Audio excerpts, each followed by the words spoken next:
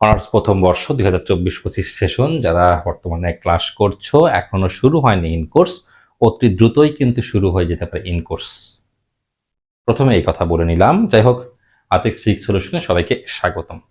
তোমরা যারা অনার্স প্রথম বর্ষে 2024-25-এ ভর্তি পরীক্ষা দিয়ে ভর্তি হয়ে ক্লাস করছো, তারা কিন্তু অলরেডি দেখে ফেলেছো যে সেকেন্ড ইয়ারদের পরীক্ষা কত দ্রুতই এবং অস্বাভাবিকভাবে চলে আসলো। তাই তোমাদেরও রিল্যাক্সে থাকার কোনো ওয়ে নাই। ওকে, প্রতিবারই দেখেছি যে আসলে ফর্ম ফিল আপ করলে বা ইন কোর্সের ডেট দিলে তারপরে কোর্সে ভর্তি হয় বা ফিজিক্সের কোর্স খোঁজে বা পড়ার চেষ্টা করে। দরকার আছে ফিজিক্সের কোর্সের, এটা বলার অপেক্ষায় থাকে না। ওকে, কারণ অনেকেরই আর কি যে মানে কলেজে যে ক্লাস করার মতো অবস্থা হয় না, বা অনেক সময় কলেজেও বিভিন্ন কারণে পরীক্ষার জন্য বা বিভিন্ন ক্লাস সাসপেন্ডের জন্য ছুটির কারণেও কিন্তু কোর্স সম্পূর্ণ করা হয় না।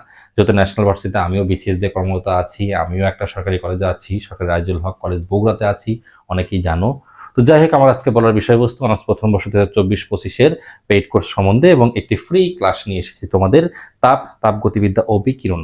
এই কোর্সটা কিন্তু একটু তুলনামূলকভাবে লেন্দি এবং হার্ড, এবং যেটাকে বলবো যে এখানে প্রশ্নগুলো কিন্তু একটু, ওই যে বলে দিলাম, লেন্দি হয়, এবং এখানে ইমপ্রুভমেন্টও কিন্তু এই কোর্সে বেশি থাকে। বিশেষ করে বিকিরণ পার্টটা কিন্তু অনেকেই পারে না ঠিক মতো। হ্যাঁ, বিকিরণ পার্টটা কিন্তু অনেকেই বাদ দিয়ে যায়।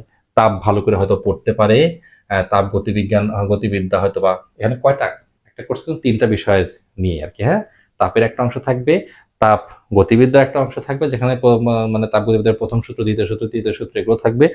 আর বিকিরণ, হ্যাঁ বিকিরণ তো থাকছেই, ম্যাক্সওয়েলের সম্পর্কগুলো দিয়ে এবং প্লাঙ্কের রেডিয়েশন এগুলো থাকছে। ওকে, তাপগতীয় সম্পর্ক এবং বিকিরণ।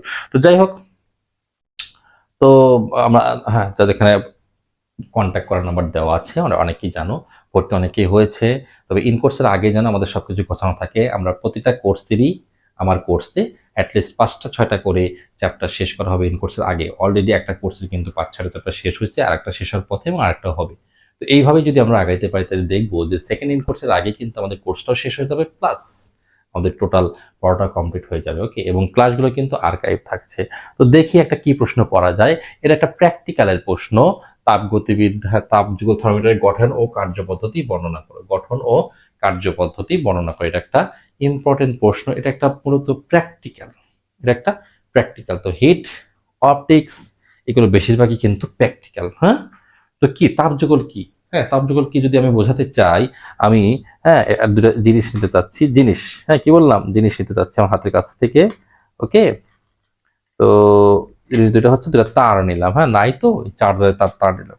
দুটা ভিন্ন ধাতব পদার্থের তার, একটা লোহা একটা নিকেল নিলাম। যাই হোক, এটাকে একত্রে যুক্ত করলাম। ঠিক আছে, এক মাথা যুক্ত করলাম, আর এক মাথা যুক্ত করলাম। ওকে, এই দুইটাকে যুক্ত করে একটাকে গরমের মধ্যে মানে উষ্ণ তাপমাত্রায়, আর একটাকে ঠান্ডা বরফের মধ্যে বা শীতল তাপমাত্রায় চুবালে বা ডুবালে, যাই হোক, একটা নাকি তড়িৎ চালক শক্তি উৎপন্ন হয় অটোমেটিক।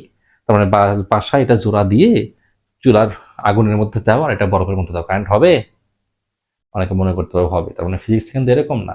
তো এর সাথে যুক্ত করতে হবে কি, পটেনশিওমিটার, কি বিভব পতন পদ্ধতিতে যার মাধ্যমে তড়িৎ প্রবাহ বা তড়িৎ চলাচল শক্তি নির্ণয় করা হয়, সেটাকে কি বলা হয়? পটেনশিওমিটার। তো এটাতে দুই প্রান্ত দুটো যুক্ত করে দিলা আর কারেন্ট হয়ে গেল, তাহলে তো বাসা বাড়িতে কারেন্ট লাগতোই না। এক পাশে আগুন ধরা দিতা আর এক পাশে ফ্রিজ করে রাখতা, হ্যাঁ, ঠান্ডা হয়ে যেত পুরো বাসা, তাই না? কিংবা এসি দিয়ে রাখতা। তাহলে এসির রুমে তারের এক প্রান্ত জোড়া দেখায়, আর এক প্রান্ত হচ্ছে হিটারের মধ্যে বা চুলার মধ্যে দিয়ে দিলা, কারেন্ট পাইলা। এই তো, দুর্ঘটনা ঘটতে সময় লাগবে না। হ্যাঁ, এরকমই কিন্তু কিছু। তো যাই হোক, এরকম কোনো বিষয় না। যেটা বললাম যে দুই প্রান্তরে, দুই জায়গায় রেখে, একটা শীতল এবং উষ্ণ প্রান্তে রেখে রাখলে যদি তড়িৎচলক শক্তি উৎপন্ন হয় বিশেষ ব্যবস্থায়, তাহলে সেটাকে বলবো তাপযুগল থার্মোমিটার। এটিকে সিবেক ক্রিয়াও বলা হয়। হ্যাঁ, বিজ্ঞানী সিবেক এটা প্রথম দেখেছিলেন কিন্তু। হ্যাঁ, সিবেক ক্রিয়া। ওকে, ঠিক আছে। তো মূল তত্ত্ব কি, তাপমাত্রার সাথে সাথে তড়িৎচলক শক্তি বাড়বে। হ্যাঁ, তড়িৎচলক শক্তি বাড়বে এই যে এই সমীকরণের মাধ্যমে। তোমরা দেখো, এইভাবে কিন্তু স্মার্ট ক্লাসরুমে অনার্সের প্রশ্নগুলো যদি এইভাবে স্লাইড ওয়াইজ শো করা যায়, হ্যাঁ, তো বেশিরভাগগুলো স্লাইড ওয়াইজ শো করা হয়, কিছু হয়তো বা লিখে করা হয়। হ্যাঁ, কিছু না, মানে 50-50 এরকম আর কি। স্লাইডে সবকিছু তো আর হয় না। তো আসলে এগুলো মানে অনেক নোটেশন গুলো আছে এখনো মানে টাইপ করা হয়নি, সেগুলো হাতে লিখেই করা হয়। আর যেগুলো আছে সেগুলো তো টাইপ করা আছে, সেগুলো তো স্লাইডে করানো হচ্ছে। যাই হোক, সব ক্লাস কিন্তু স্মার্ট বোর্ডে হয়। তো এখানে দেখো ই এর সাথে তাপমাত্রার সম্পর্ক কি, এখানে তুমি যদি মনে করো তাপমাত্রা থিটা দিবা, থিটা স্কোয়ার দিবা, দিতে পারো। তাহলে এ বি হচ্ছে ধ্রুবক, তাহলে এ বি কি ধ্রুবক। এখন এ বি এমন একটা ধ্রুবক যে বিভিন্ন তাপমাত্রা বিভিন্ন রকম, হ্যাঁ সরি, এ বি এমন একটা ধ্রুবক যেটা বিভিন্ন তাপযুগলের জন্য ভিন্ন ভিন্ন, মানে লোহা নিকেল নিলে একরকম, আর দুটা ধাতু নিলে আর এক রকম, এই ভ্যালুগুলো ভ্যারি করে, হ্যাঁ। তো এখন ই এর মান জেনে সমীকরণ 1 হতে তাপমাত্রা নির্ণয় করেন। ই এর মান যদি জানা থাকতো আর ধ্রুবক যদি জানা থাকতো এবি, তাহলে ই এর মান বের করা যেত। এই কিছু ইললজিক্যাল কথা, বা সরি লজিক্যাল কথাই এই মূল তত্ত্বের মধ্যে লেখা হয়, ইললজিক্যাল না, লজিক্যাল কথা, সিম্পল। এরপরে কি বলা হয়েছে দেখো, যে একটু রিফ্রেশ হোক, এটা একটু আগে এটা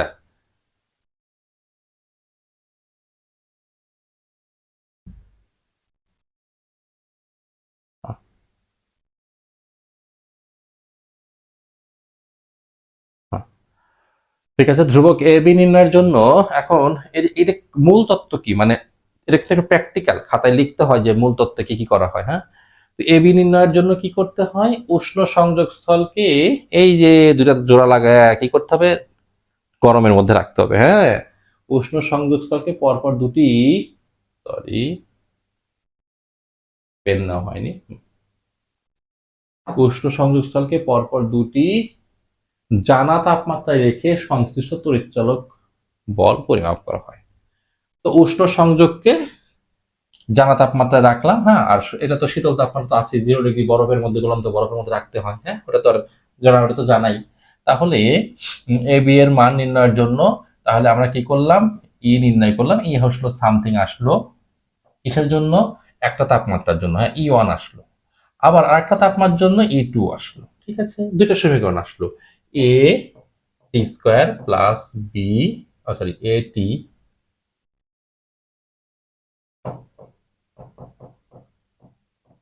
হ্যাঁ। তাহলে টি এর মান তো আমার জানা, টি 1 টি 1 টি 1 টি 1, এরপরে এ টি 2 বি টি 2 স্কোয়ার, হ্যাঁ। এরকম করে কিন্তু দেখো আগের সমীকরণটা কিন্তু এরকমই ছিল, হ্যাঁ। এই যে এ থিটা এ টি বি টি স্কোয়ার। তো তার মানে যে জানা তাপমাত্রায় রেখে আমরা ই নির্ণয় করলাম, ই এর মান নির্ণয় পেয়ে গেলাম, এটারও মান নির্ণয় পেয়ে গেলাম। তাহলে এ বি যদি আর টি 1 টি 2 যদি জানা থাকে, তাহলে আমরা কিন্তু সহজেই এ বি এর মান নির্ণয় করতে পারবো, তাই না। তারপরে এই মানদয় বসিয়ে 1 নং সমীকরণে বসিয়ে দুটো সমীকরণ থেকে এ ও বি ধ্রুবকের মান নির্ণয় করা যাবে, হ্যাঁ। এটা হচ্ছে প্র্যাকটিক্যালি, হ্যাঁ, মূল তত্ত্ব। কাজগুলো কেমন হবে সেটা আমরা দেখবো। তো তখন হ্যাঁ পাওয়া যাবে। তখন যে কোনো অজানা তাপমাত্রায়, হ্যাঁ, এখন আবার উল্টো প্রসেস, মানে এবি জেনে গেলা, ভালো কথা।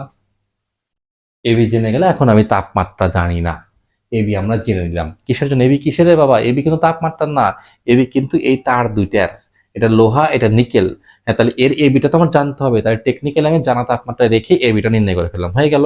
এখন এবি আমি জানি, হ্যাঁ, এই দুইটা তারের এবি জানি। এখন মনে করবো যে আমি তাপমাত্রা জানি না, আমাকে তো প্র্যাকটিক্যালটা করতে হবে, তাই না। সব যদি জেনেই যাই, তাপমাত্রা আমি জানি না, এবি জানি। তাহলে তাপমাত্রা জানি না মানে কি, এবি জানি মানে কি, তখন যে কোনো অজানা তাপমাত্রায় তাপযুগল থার্মোমিটার স্থাপন করলাম আমরা, হ্যাঁ?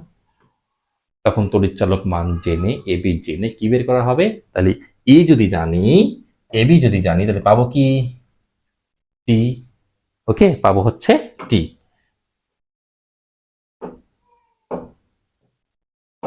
পাবো হচ্ছে আমরা টি।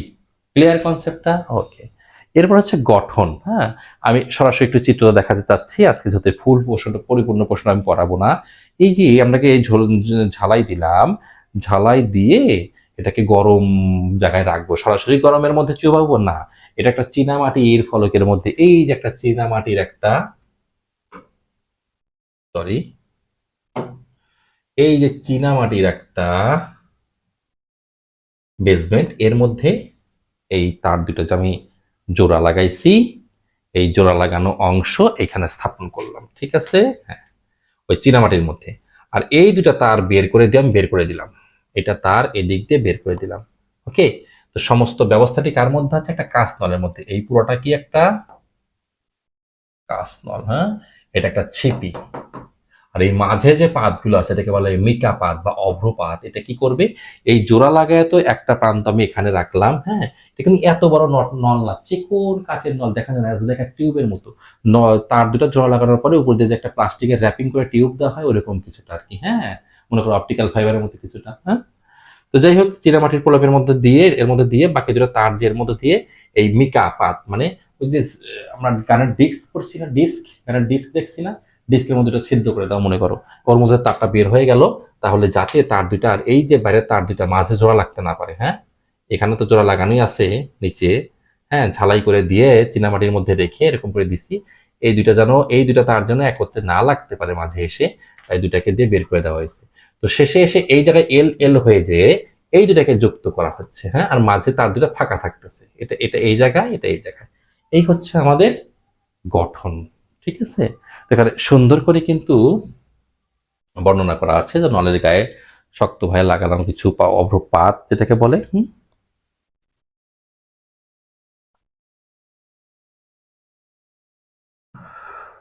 ওকে, এবার গলন্ত, হ্যাঁ, উষ্ণ সংযোগস্থল, এই এটাকে, এটা আর কি, এটাকে বলা হয় উষ্ণ সংযোগস্থল, হ্যাঁ, এটা রাখা হবে হচ্ছে গরম জায়গায়, আর ওই দুইটা রাখা হবে হচ্ছে শীতল জায়গায়। ওকে, তো এইভাবে আমরা এই প্রশ্নটা কিন্তু অনেক কিছুই পড়তে পারি, এটা হচ্ছে তার সার্কিট।